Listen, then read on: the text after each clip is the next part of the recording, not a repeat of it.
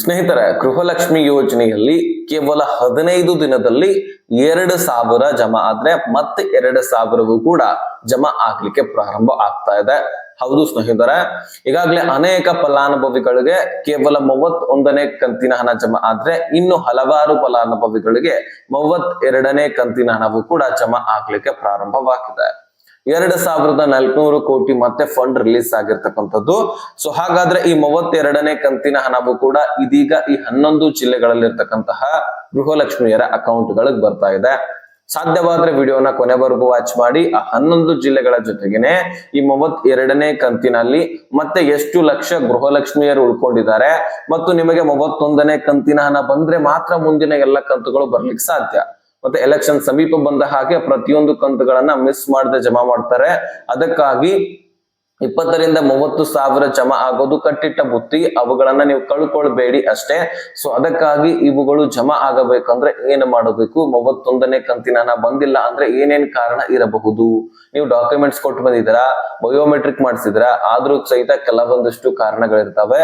ಆ ಕಾರಣಗಳನ್ನ ಡೀಟೇಲ್ಡ್ ಆಗಿ ನಿಮ್ ಮುಂದೆ ಇಡ್ತಾ ಹೋಗ್ತೀನಿ. ಸಾಧ್ಯವಾದ್ರೆ ವಿಡಿಯೋನ ಇನ್ನೊಂದ್ಸಾರಿ ಹೇಳ್ತಾ ಇದ್ದೀನಿ, ಕೊನೆವರೆಗೂ ವಾಚ್ ಮಾಡಿ. ವಿಡಿಯೋದಲ್ಲಿರ್ತಕ್ಕಂತಹ ವಿಷಯವನ್ನ ಅರ್ಥ ಮಾಡ್ಕೊಳ್ಳಿ. ಸ್ನೇಹಿತರೆ, ಈ ಗೃಹಲಕ್ಷ್ಮಿಯಲ್ಲಿ ಒಟ್ಟಾರೆಯಾಗಿ ಕಳೆದ 2 ತಿಂಗಳಾಯ್ತು 3 ತಿಂಗಳಾಯ್ತು ಜಮಾ ಆಗಿರ್ಲಿಲ್ಲ.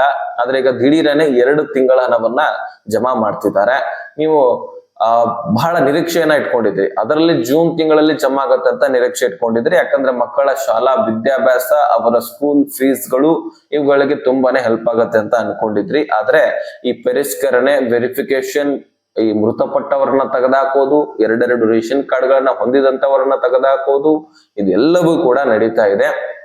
ಅದಕ್ಕಾಗಿ ಇಲ್ಲಿ ಡಿಲೇ ಆಗಿರ್ತಕ್ಕಂಥದ್ದು. ಈಗ ನೂತನ ಸಿಎಂ ಡಿ.ಕೆ. ಶಿವಕುಮಾರ್ ಅವರು 2 ತಿಂಗಳ ಹಣವನ್ನ ಕೊಟ್ಟಿದ್ದಾರೆ. 2,400 ಕೋಟಿ ಫಂಡ್ ಮತ್ತೆ ಬಿಡುಗಡೆ ಮಾಡಿದ್ದಾರೆ. 1,24,48,000 ಮಹಿಳೆಯರು ಈ ಗೃಹಲಕ್ಷ್ಮಿ ಯೋಜನೆಯಲ್ಲಿ ಇದ್ದಾರೆ.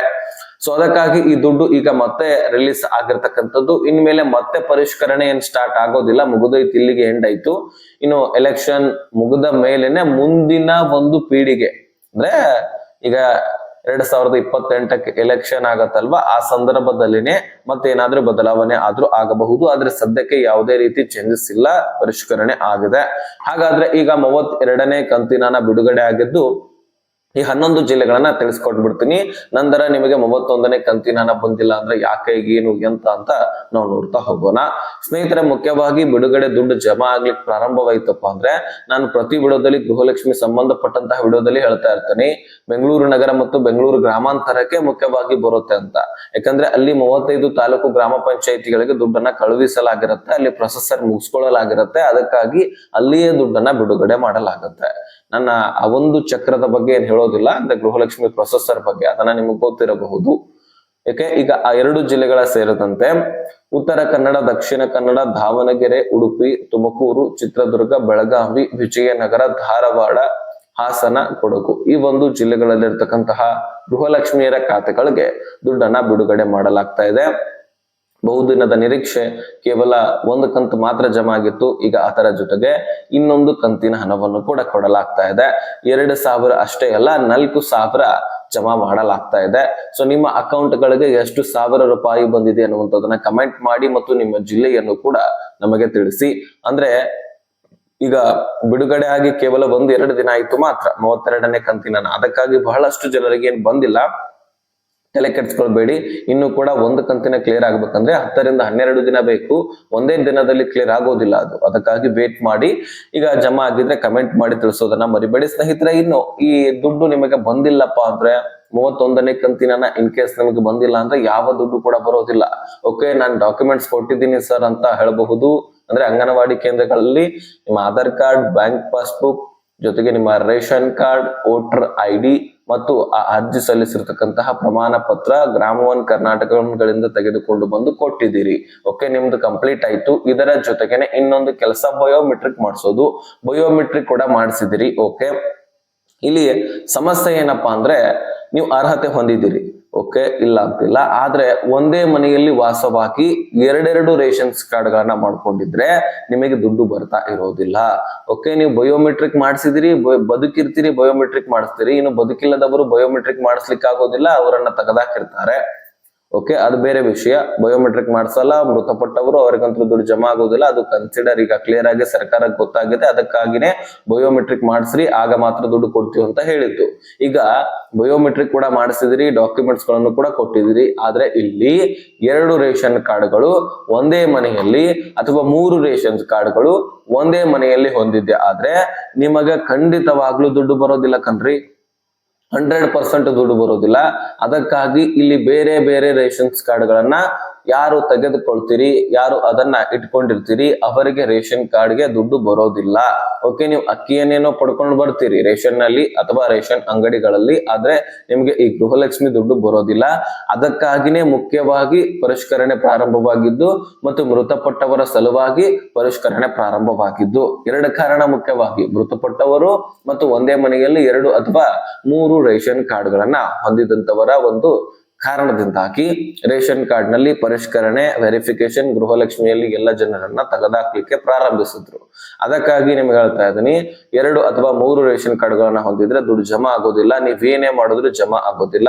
ಕೇವಲ ಒಂದು ರೇಷನ್ ಕಾರ್ಡ್ ಅನ್ನ ಹೊಂದಿದ್ರೆ ಅವ್ರಿಗೆ ಮಾತ್ರ ದುಡ್ಡು ಜಮಾ ಆಗತ್ತೆ. ಓಕೆ, ಸೊ ಇನ್ನು ಇದನ್ನ ಹೊರತುಪಡಿಸಿ ಇನ್ನೇನ್ ಸಮಸ್ಯೆ ಇರತ್ತೆ ಅದೇನಪ್ಪಾ ಅಂದ್ರೆ ನಿಮ್ಮ ಬ್ಯಾಂಕ್ ಅಕೌಂಟ್ದು ಬಹಳ ದಿನದಿಂದ ಟ್ರಾನ್ಸಾಕ್ಷನ್ ಮಾಡಿಸಿರೋದಿಲ್ಲ. ನೀವು ಬ್ಯಾಂಕ್ ನಲ್ಲಿ ದುಡ್ಡು ಹಾಕೋದು ತೆಗೆಯೋದು ಮಾಡ್ತಾ ಇರ್ಬೇಕು. ಬರೀ ಅಕೌಂಟ್ ಅನ್ನ ಓಪನ್ ಮಾಡಿಬಿಟ್ರೆ ಅಲ್ಲ, ಅಥವಾ ಬ್ಯಾಂಕ್ಗೆ ಹೋಗಿ ಒಂದು ಅಕೌಂಟ್ ಮಾಡಿಕೊಡ್ರಪ್ಪ ಅಂತ ಹೇಳ್ಬಿಟ್ಟು ಮಾಡಿಸಿ ಅದರ ಪಾಡಿಗೆ ಅದನ್ನ ಬಿಟ್ರೆ ಅಲ್ಲ, ಅದನ್ನ ಆಕ್ಟಿವ್ ಇಟ್ಕೊಳ್ಬೇಕು. ಆ ಅಕೌಂಟ್ ನಲ್ಲಿ ಮೇಲಿಂದ ಮೇಲೆಗೆ ಟ್ರಾನ್ಸಾಕ್ಷನ್ ಮಾಡ್ತಾ ಇರ್ಬೇಕು. ನೀವು ಬರೀ ಬ್ಯಾಂಕ್ಗೆ ಹೋಗಿ ಟ್ರಾನ್ಸಾಕ್ಷನ್ ಮಾಡಿ ಅಂತ ನಾನು ಹೇಳ್ತಾ ಇಲ್ಲ. ಆಫ್ಲೈನ್ ನಲ್ಲಿ ಆನ್ಲೈನ್ ಮುಖಾಂತರವೂ ಕೂಡ ಟ್ರಾನ್ಸಾಕ್ಷನ್ ಮಾಡಿಸಬಹುದು. ಆ ಪೇಟಿಎಂ, ಗೂಗಲ್ ಪೇ ಅಥವಾ ಫೋನ್ ಪೇ ಮುಖಾಂತರವೂ ಕೂಡ ನೀವು ಟ್ರಾನ್ಸಾಕ್ಷನ್ ಮಾಡಿಸಿದ್ರೆ ಓಕೆ, ಏನ್ ತೊಂದರೆ ಇಲ್ಲ. ಆದ್ರೆ ಅದನ್ನು ಕೂಡ ನೀವು ಮಾಡಿಸ್ಲಿಲ್ಲ ಅಂದ್ರೆ ನಿಮ್ಮ ರೇಷನ್ ಕಾರ್ಡ್ಗೆ ಆ ಅಕೌಂಟ್ ಲಿಂಕ್ ಮಾಡಿಸಿದ್ರು ಸಹಿತ ಆ ಅಕೌಂಟ್ ಬದುಕಿಲ್ಲ ಅಂತ ಅರ್ಥ ಆಗತ್ತೆ. ಅಂದ್ರೆ ಅದು ನಿರ್ಜೀವ ವಸ್ತು ಅಂತ ಅರ್ಥ ಆಗತ್ತೆ. ಅದಕ್ಕೆ ಜೀವ ಬರ್ಬೇಕಂದ್ರೆ ನೀವು ಅಕೌಂಟ್ ನಲ್ಲಿ ದುಡ್ಡು ಹಾಕಬೇಕು.